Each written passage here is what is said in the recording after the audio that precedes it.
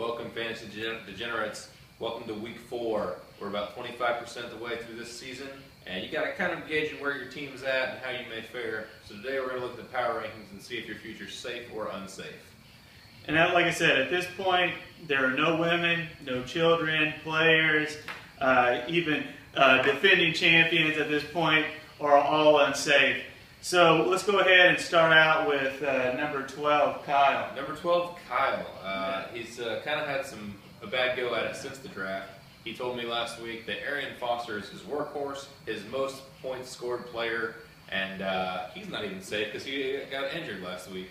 Or didn't even play last week. Yeah, Kyle, at this point, just go ahead, take your fist and start punching yourself in the head and get it over with. You're unsafe. Unsafe. I don't know what else to tell you. Just go ahead and just beat the shit out of yourself, man. So let's go ahead and move on to number 11. Me, the defending champion.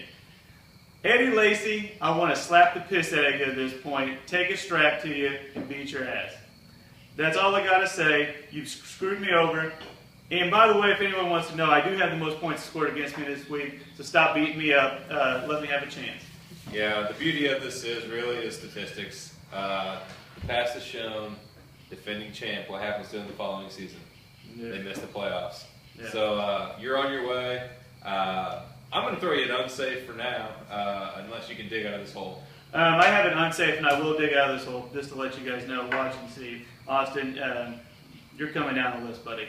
So number 10, this is the Canadian, the final 0-3 team.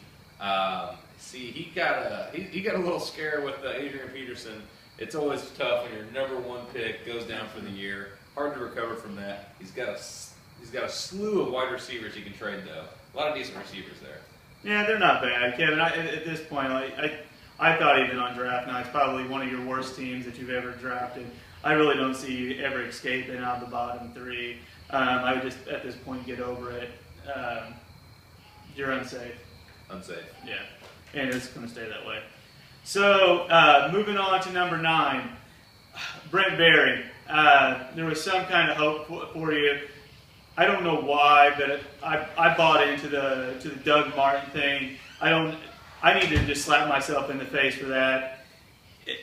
It's not going to happen. Doug Martin owns you. He continually beats you up, and that's about enough said. 1.6 points in 3 weeks. That's all I have to say. Yeah. Number 1 pick. Join the Eddie Lacy Club. Unsafe. Unsafe. All right. Next I got Carrie. I really had high hopes for Carrie this year. I liked her team coming out of the draft. I think she's had a little bad luck. That beat down Austin gave her last week was kind of embarrassing. But I'm not thinking she's totally screwed at this point.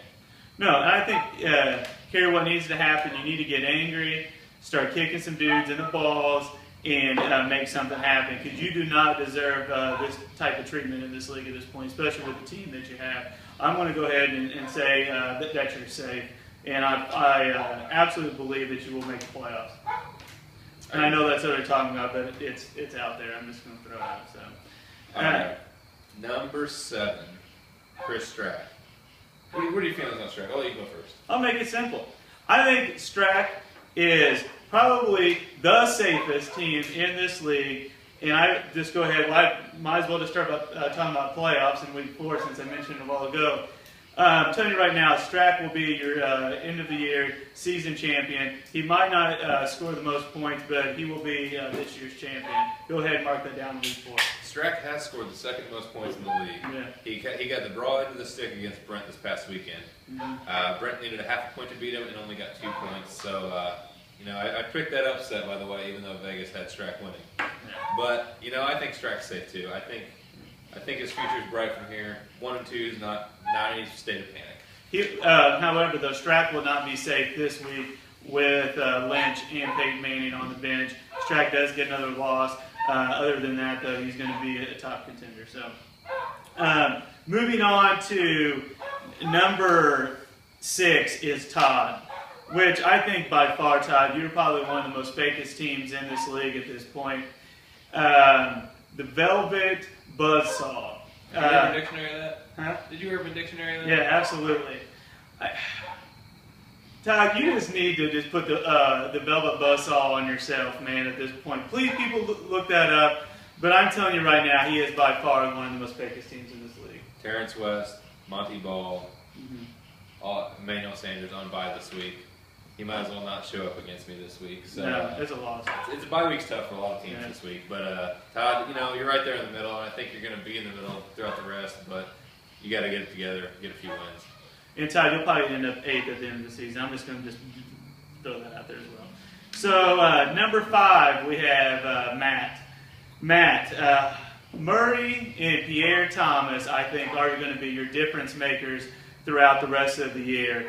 If Pierre Thomas scores the amount of points that he should, then I think that you're going to be absolutely safe for the rest of the season. So that's kind of my prediction for you. Matt, you took a heartbreaker to me this past weekend from Martellus Bennett. But this week, you're 2-1, about to be 3-1, because Nick has A.J. Green, Demaryius Thomas, and Julius Thomas all on bye. Nick screwed this week, Matt, so that's a good thing for you, and I think you're going to be safe overall. I don't love your team, but I think you'll probably make the playoffs this year. And then moving down to number 4 is Nick, which I think by far, if you look throughout the year, this being our 5th year of fantasy, I think one of the most consistent teams that we've had, period, in our league, but falls short every year, is Nick's team. And once again, they're proving that again. There's no doubt in my mind that Nick, once again, won't be in the playoffs. He won't win, though, and it'll even piss him off even more when Strack wins the championship. But that's how it is. Strack's beating you up the rest of the season. He does own you, and congratulations. You'll probably make the playoffs again. You're going to be safe. Nick, I loved your team after the draft. I still love your team. You lost kind of a fluke to Todd with A.J. Green going out early in the game. But, you're going to be good for a long time. This top 4, I mean, it's tough competition from here on out. So let's move on to number 3. And we'll go ahead and start with number 3. And I think that's Leg. Robbie wrote in the post, this week on Saturday, and talked about your team against my team, which gave me a little bit of hope. And I looked at your roster and I said, where the hell are these points coming from? I still don't understand it. I don't know if I will ever understand it. But at this point, you are number 3, so enjoy it. You are 3-0, and well, congratulations. Undefeated. What can you say? You can't really argue with the guy. However, this guy Strack is going to beat you this week because your bye week is struggling. You got the bye week blues for sure. And that's even been said with Lynch and Manning on the bench. So let's move on to number 2. Number 2 is Robbie. I think, really, I'm just piggybacking just to let you guys know, off of a lot of Robbie's rankings this week, which I agree with. I do disagree with him, though, being at number 2. I do think that he is number 1. I think that you do have a strong bench, and I think that's kind of how you drafted your team, and I think that that's why you've been able to fight through some of that Jamal Charles nonsense that he's gone through. He will be back, and I think he'll stay pretty much consistent throughout the week. So I do think that you're going to be safe, and I think you're going to be a strong contender probably for a bye later on in the playoffs. So. I think, I'm safe. The beauty of it, I kind of got the diamond in the rough. I think Antonio Brown has given me way more than I expected out of him. And most consistent player in fantasy, and he will be for the next 4 or 5 years, Antonio Brown. Enjoy him. That's all I So, number 1, and Austin, you are number 1. And I want to tell you this. You are like that new kid that just walks into some kind of school and being the new kid just punches the toughest kid, 2 or 3 of them just punches them in the face just to make a name for yourself. That is what you've done. And I'm not sure if you're going to continue to do that, but that's what you're going to need to do. Because 3-0 is a hell of a start, man. Congratulations, and congratulations on being number 1 in your first season.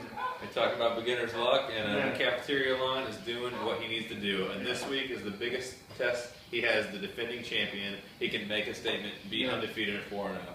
So, do what you have to do. Get angry like I am. Make some trades. Make some bold moves. If you are one of those unsafe players, Or if you're safe, just don't get content, because you never know whenever your top player is going to come down, or your woman's going to get beat, or some kid's going to accuse you of beating them, or you beating them, or whatever.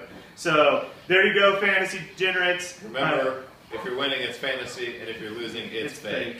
Later. I'm gonna beat that. No.